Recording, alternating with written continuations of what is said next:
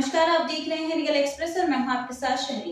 टाटा समूह के पूर्व चेयरमैन साइरस मिस्त्री के निधन से हर किसी को गहरा सदमा लगा। सिर्फ 54 साल की उम्र में साइरस मिस्त्री इस दुनिया को अलविदा कह गए। साइरस मिस्त्री की मौत की वजह कार दुर्घटना बनी।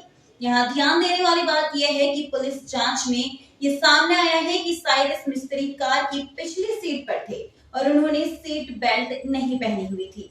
ऐसे में ये समझना बेहद जरूरी हो जाता है कि कार की रियर सीट बेल्ट क्यों महत्वपूर्ण है और इससे ना पहनने से कितना खतरा हो सकता है। तो आइए आज हम आपको यही बताते हैं। एक ऑनलाइन प्लेटफॉर्म लोकल सर्कल्स के एक सर्वेक्षण में सामने आया कि कार में पीछे बैठे लगभग 70% लोग सीट बेल्ट का उपयोग बिल्कुल नहीं करते हैं। उनमें से कुछ ये जानते हुए भी कि रियर बेल्ट मौजूद है और प्रभावी रूप से चोटों के साथ साथ मृत्यु दर को भी कम कर सकती है, लेकिन फिर भी लोग रियर बेल्ट इस्तेमाल नहीं करते।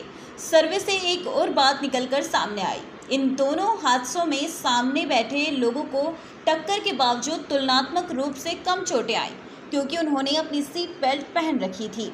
विशेषज्ञों के अनुसार सीट बेल्ट वास्तव में उस गुरुत्वाकर्षण का या गति को नकारती है जिस पर यात्री उच्च प्रभाव वाली टक्कर के समय कार की दो सीटों के बीच टक्कर खा सकता है।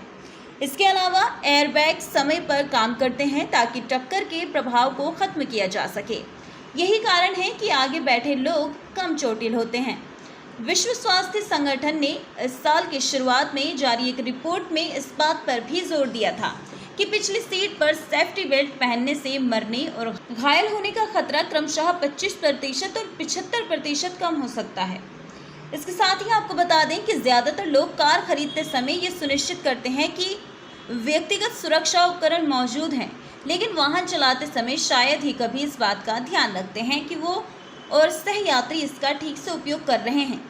सर्वे की अहम बातें। लोकल सर्कल्स के एक सर्वेक्षण में ये तथ्य सामने आया है कि किसी वाहन की पिछली सीट पर सवार 10 में से 7 यात्री कभी भी सुरक्षा बेल्ट नहीं पहनते हैं।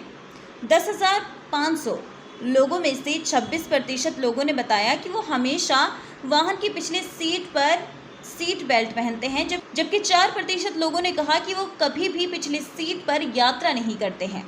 सर्वेक्षण को भारत के 274 जिलों में स्थित नागरिकों से 10,598 प्रतिक्रियाएं मिली। 61% पुरुष थे जबकि 39% महिलाएं थीं। 47% टियर 1 से थे, 39% टियर 2 से थे और 14% टियर 3-4 ग्रामीण जिलों से थे।